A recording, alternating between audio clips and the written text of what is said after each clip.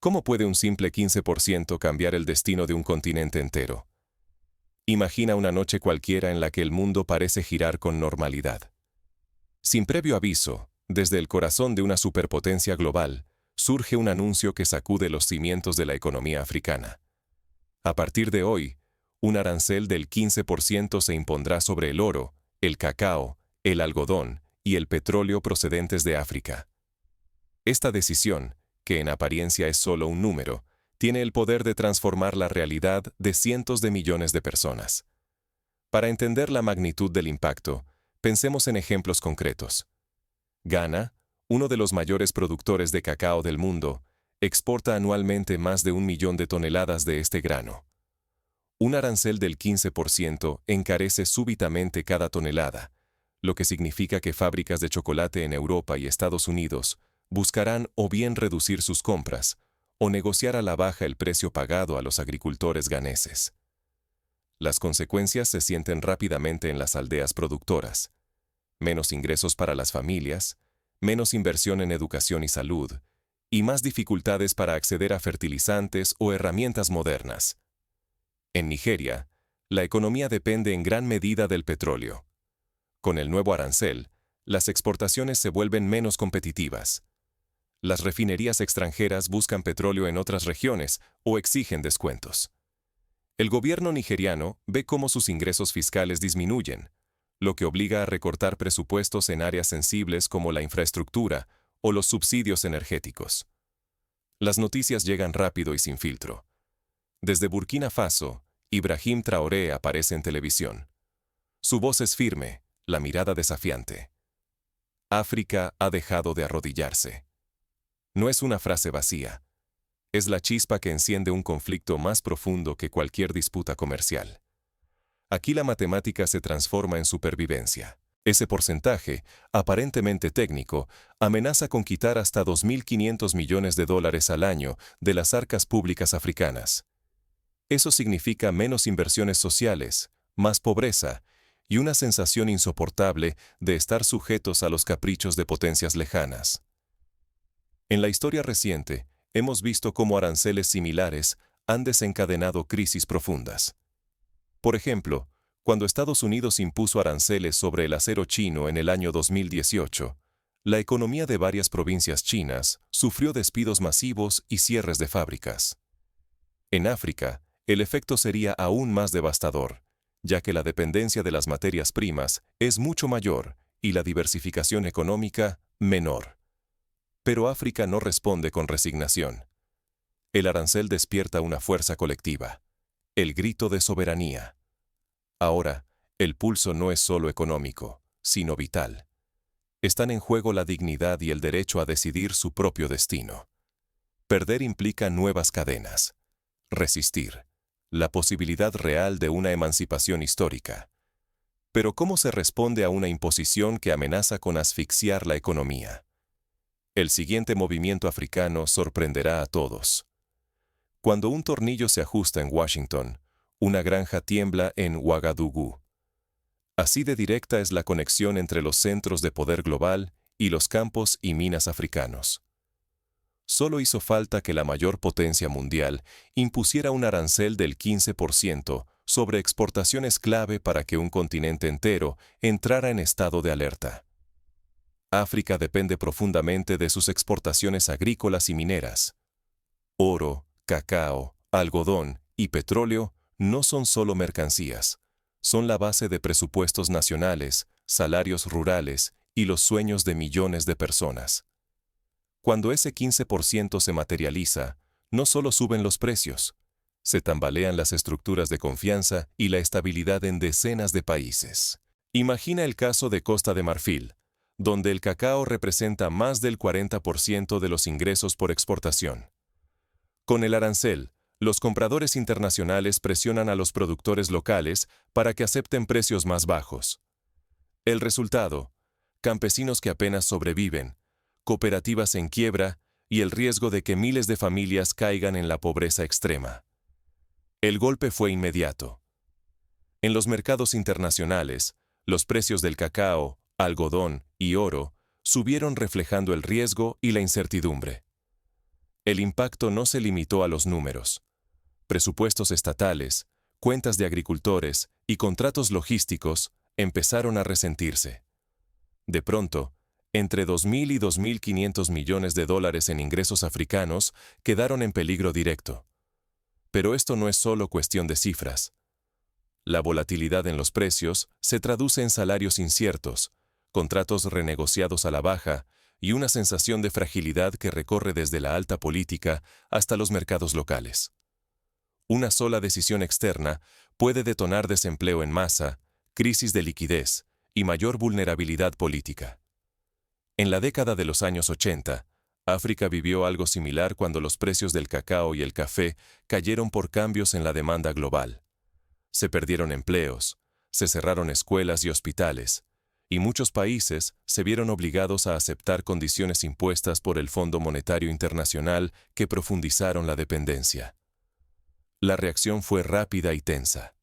Ministros, empresarios y operadores logísticos dejaron diferencias de lado para rediseñar rutas comerciales, renegociar fletes y activar planes de emergencia.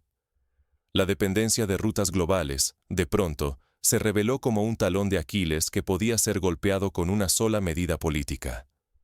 La amenaza era tangible. Las subidas de precios y la pérdida potencial de ingresos pusieron a prueba la resiliencia africana. La tecnología y la logística se volvieron preocupaciones centrales. La vigilancia aérea y la comunicación segura pasaron de lujo a necesidad urgente. La fragilidad tecnológica demostró que perder acceso a información puede costar contratos, empleos e incluso vidas. En Sudáfrica, por ejemplo, la dependencia de sistemas logísticos controlados por empresas extranjeras hizo que, ante el arancel, los envíos de minerales se retrasaran semanas, generando pérdidas millonarias y parálisis en industrias locales. La gran lección: África comprendió que la soberanía no se juega únicamente en los despachos, sino en la capacidad de adaptarse, proteger sus cadenas de suministro y reaccionar con velocidad. Ya no basta con exportar materia prima. El desafío ahora es controlar rutas, tecnología y la negociación misma. Pero la sacudida no solo activó alarmas, sembró semillas de cambio. Frente a la crisis, surgieron nuevas ideas y alianzas inesperadas. ¿Resignarse al golpe o convertirlo en chispa transformadora? El anuncio del arancel no fue solo una cifra. Se sintió como un temblor que atravesó gabinetes, campos y minas en todo el continente. Pero la verdadera fractura llegó cuando Ibrahim Traoré, sin rodeos, declaró: África ha dejado de arrodillarse. Su mensaje no era retórica, era la orden de pasar de las palabras a la acción colectiva. En apenas unos días, la respuesta dejó de ser diplomática y se volvió tangible. Burkina Faso aceleró la nacionalización minera, redireccionando ingresos antes fugados al exterior hacia presupuestos nacionales. Otros países, inspirados por el desafío de Traoré, comenzaron a replantear sus relaciones comerciales. Se buscaron nuevos aliados, firmaron pactos con mercados de Asia y Latinoamérica, y se activaron rutas alternativas para exportar oro, cacao, algodón y petróleo. Por ejemplo, Etiopía negoció con India la exportación de café y algodón sin intermediarios occidentales, mientras Senegal firmó acuerdos con Brasil para refinar parte de su petróleo localmente antes de exportarlo, lo que permitió retener más valor agregado. La reacción internacional fue doble. En público, diplomacia tensa. En privado, cálculos fríos. ¿Quién perdería más, los exportadores africanos o los grandes importadores? Bancos centrales del continente, bajo presión, habilitaron líneas de swap, créditos de emergencia y fondos de estabilización para amortiguar el impacto. Las cámaras empresariales renegociaron embarques y las aseguradoras recalcularon primas ante riesgos logísticos inéditos. Las cifras ilustran la resiliencia. Aunque el flujo inicial de exportaciones cayó drásticamente, la reorientación de rutas y la firma de nuevos convenios permitieron recuperar entre 40 y 70% de los ingresos perdidos en pocos meses. No fue magia. Ajustar rutas y encontrar socios costó tiempo y recursos. Pero al hacerlo, África demostró que la dependencia puede negociarse, no asumirse como destino irreversible. La fragmentación del comercio mundial se aceleró. África diversificó rutas, lo que trajo nuevas oportunidades y desafíos enormes. Por un lado, surgieron mercados inéditos y posibilidades de inversión local.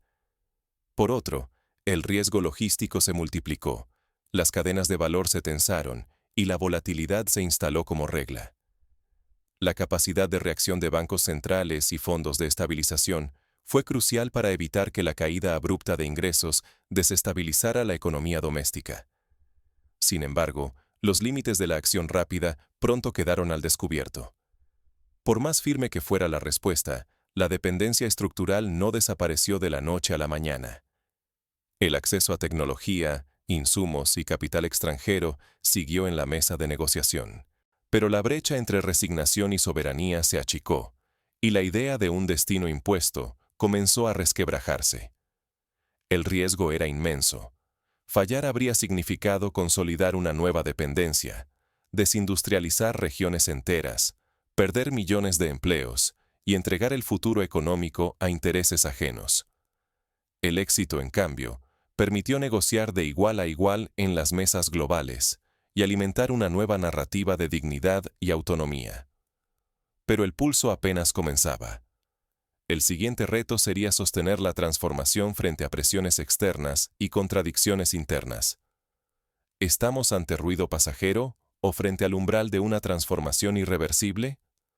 Esa es la pregunta central cuando una crisis, como el arancel, despierta tanto oportunidades como temores profundos. Imaginemos primero el mejor escenario. Si la reacción es estratégica y coordinada, gobiernos y sector privado podrían apostar juntos a la industrialización y la integración regional. Esto abriría la puerta al nacimiento de nuevas industrias, la creación de decenas de miles de empleos técnicos y el desarrollo de miles de millones en valor agregado.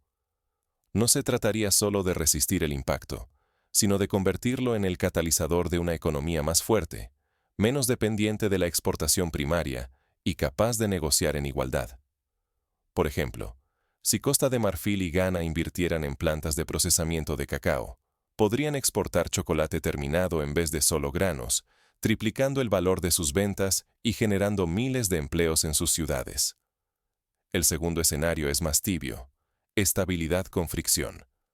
Aquí, las medidas defensivas logran contener el daño, pero no impulsan un salto real de desarrollo. Hay ajustes y sobreviven los sectores esenciales, pero sin una transformación profunda. La vulnerabilidad ante presiones externas sigue latente y la capacidad de decisión permanece limitada.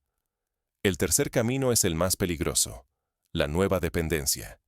Se firman acuerdos rápidos para evitar el colapso, pero sin exigir transferencia tecnológica ni condiciones que aumenten la autonomía local.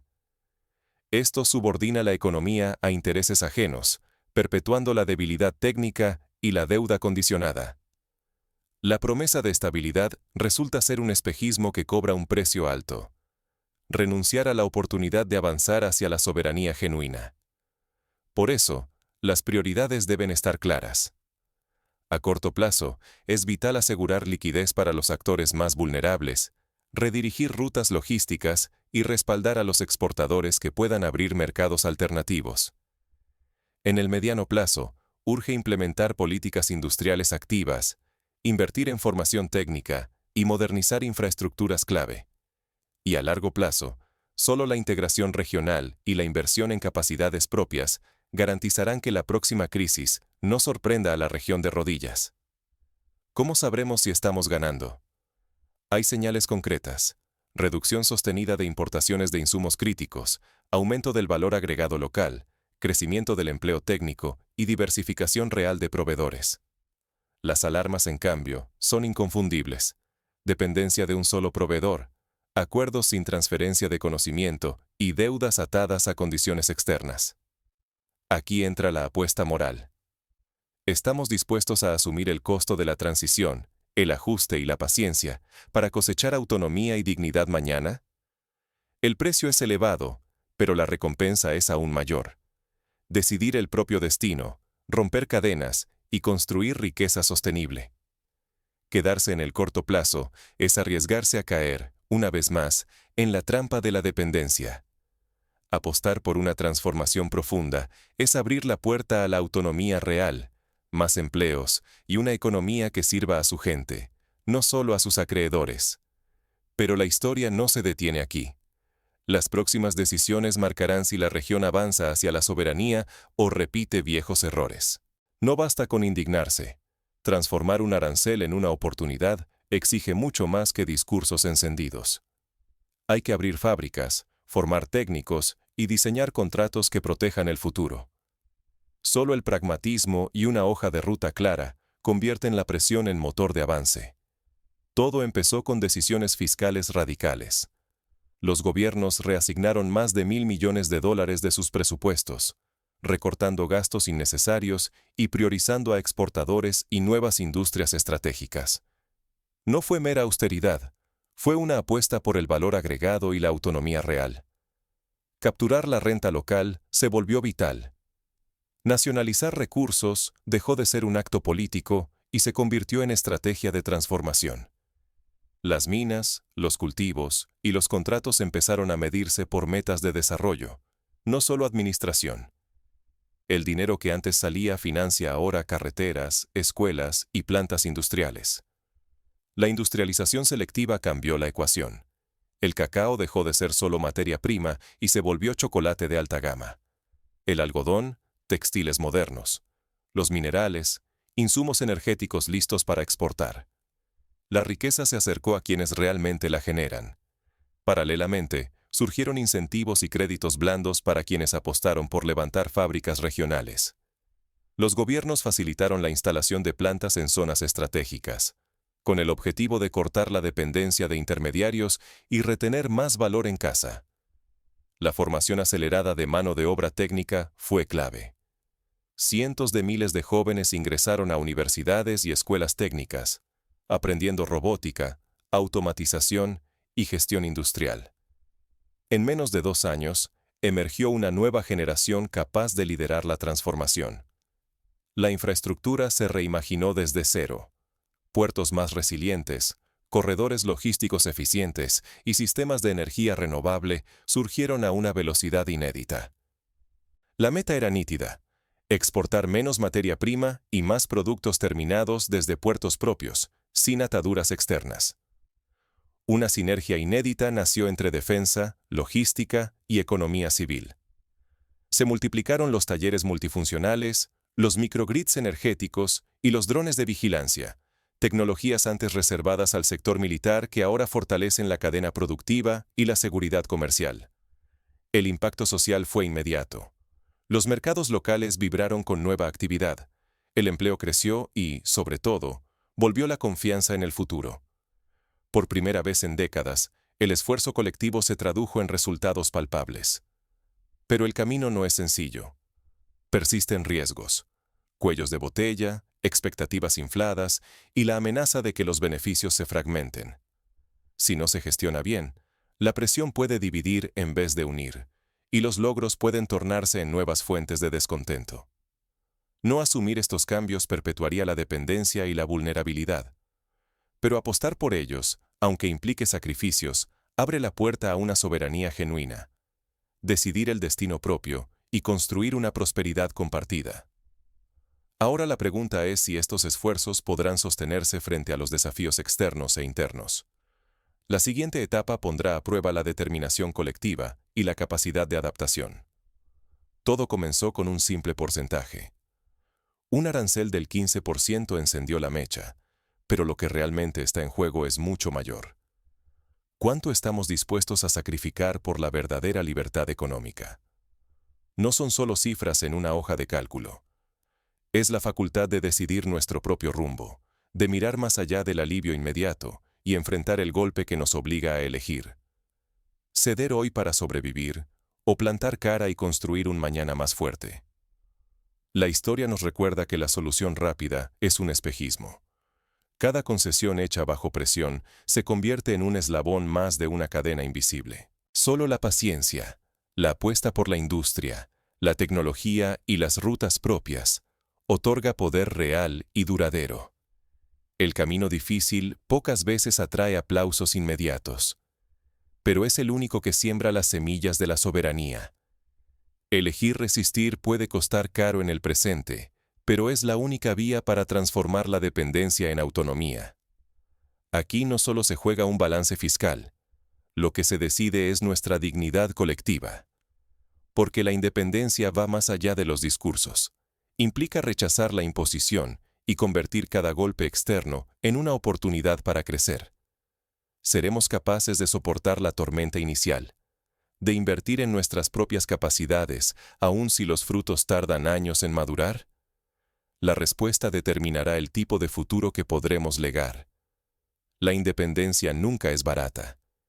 Exige sacrificios, visión y el coraje de no doblar la rodilla, aunque el presente esté lleno de incertidumbre. Pero cada fábrica que abre, cada tratado negociado desde la fuerza de la oferta y no de la necesidad, es una victoria sobre la dependencia. La dignidad no se proclama, se construye. Se forja con políticas que priorizan el valor agregado propio, el empleo sostenible y la soberanía sobre nuestros recursos. No existen atajos, solo los hechos pueden blindar la independencia. Piensa en lo que queremos dejar a quienes vienen después. Un continente que acepta condiciones dictadas desde fuera a cambio de un respiro efímero, o una región capaz de convertir la presión en impulso y la crisis en oportunidad. Hoy, cada decisión inclina la balanza de la historia. Lo que parecía un castigo puede marcar el inicio de una era de autonomía y prosperidad compartida. El futuro está en nuestras manos. No basta resistir. Hay que construir el terreno sólido para que otros caminen libres. Recuerda, la independencia y la dignidad no se heredan, se conquistan con esfuerzo y visión. Cada paso por el camino largo libera el potencial de generaciones enteras. Quizá el desafío más grande no es soportar un arancel, sino atreverse a cambiar las reglas del juego. Pregúntate, ¿cuál es el precio real de la libertad económica?